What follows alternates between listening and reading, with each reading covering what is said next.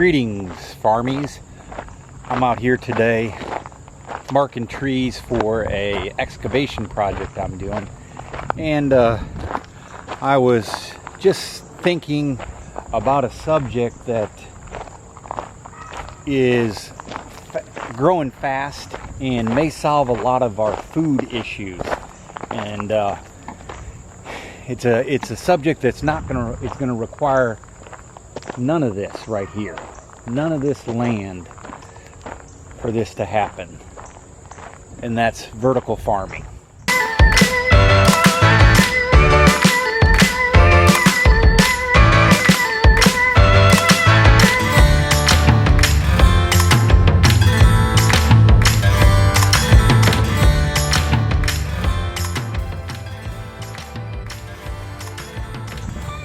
If you don't know what vertical farming is, it's the practice of farming in small spaces, stacking things on top of each other. You can repurpose warehouses, build them in skyscrapers, even offices, all indoor with the right lighting, minimal amounts of water, and you're off to the races. Now, current market size of vertical farming is supposedly, as of 2023, 6.92 billion with a B, and it's growing at a 20.1% compound annual growth rate. If you compare that to in stock terms, that's off the charts. That's like Nvidia or Apple stock. So it's definitely got a future. It's definitely getting its claws into the farming sector, and will continue to grow. But the benefits of vertical farming is, most everything that's produced can be easily organic, uses less water. Again, you can do it in small spaces. And it can scale. It's just the production of in such a small area can just be off the charts. With the price of raw land or raw cultivatable land, with it going so high and being unaffordable, and old farms tend to stay in families for generations and generations. It's hard for a new farmer to get into the business. But so with vertical farming, you don't have to worry about that because space is not the issue. There's also lots of government programs and grants and initiatives to help get things off the ground for vertical farming. There's just so many benefits to vertical farming. A couple examples that I've been reading about that I want to give a shout out to is there's a company called Plenty Farms, and they have farms in California. I think it started in Laramie, Wyoming, because they got long winters probably out there in Laramie, so they got to figure out how to they have a very short growing season, so they got to figure out how to scale it and feed more people in indoors. So vertical farming is probably essential to them. But they got locations in Laramie, in California, and then they got a berry farm in Richmond, Virginia. So they are exceptional because they claim that they can grow, the amount of food that can fit on a football or on a soccer field within the goal of the soccer goal. So, which means you essentially have, I don't know what the size of a soccer goal is, but say, 20 by 10. In a 20 by 10 area, they can grow enough food to produce what could fit in a soccer field. Pretty exceptional. We need more like that.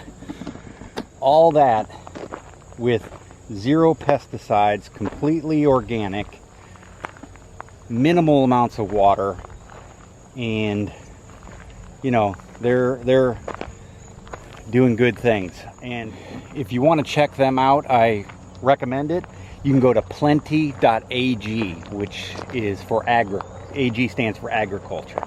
So check them out. I believe you can buy their products online as well if you want good organic stuff. They also sell products in on Amazon Fresh Market, I believe, and Whole Foods as well, plus an array of different grocery stores. So check them out. The second one I want to give a shout out to is Arrow Farms.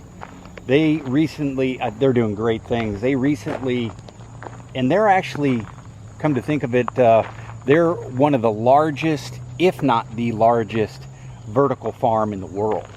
They're out of Newark, New Jersey, and have recently partnered with Abu Dhabi Investment Office and I believe they built a vertical farm over there.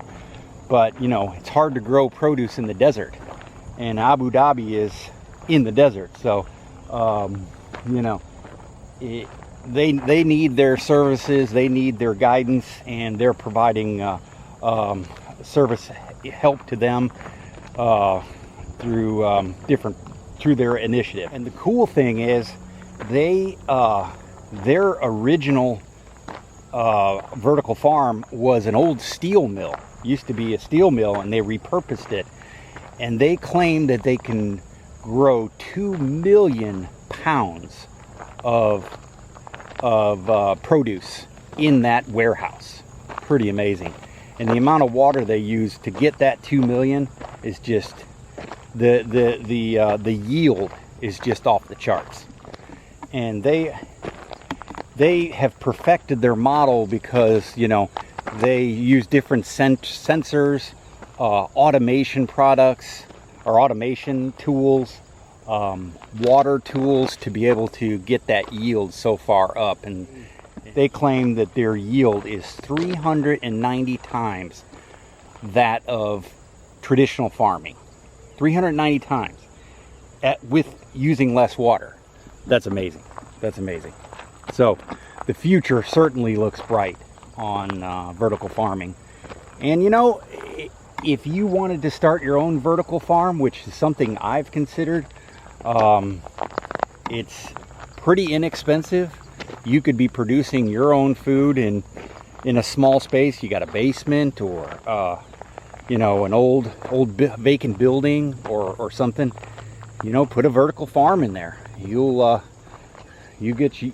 least you can feed your own family, maybe your neighbors, and who knows, maybe even your community. So back to Arrow Farms, they grow micro kale, micro arugula, micro wasabi, and they've actually won or earned patents, lots of patents and trademarks. So they have systems down that are actually patented. So they have a big footprint, and you can buy their products online at arrowfarms.com. You can also go to Whole Foods. They have their products probably up in the Newark Northeast area region, up there at Whole Foods, Amazon, Fresh Market, grocery stores like HEB, different grocery stores.